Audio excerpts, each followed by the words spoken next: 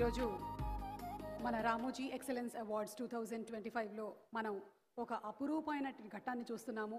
అటు ఆంధ్రప్రదేశ్ ముఖ్యమంత్రి వర్యులు శ్రీ నారా చంద్రబాబు నాయుడు గారు, అలాగే మన తెలంగాణ గౌరవనీయ ముఖ్యమంత్రి వర్యులారు శ్రీ ఏ రేవంత్ రెడ్డి గారు ఇరువురు ఇవాల్టి కార్యక్రమానికి రావటం మాకెంతో ఆనందాన్ని కలిగిస్తోంది.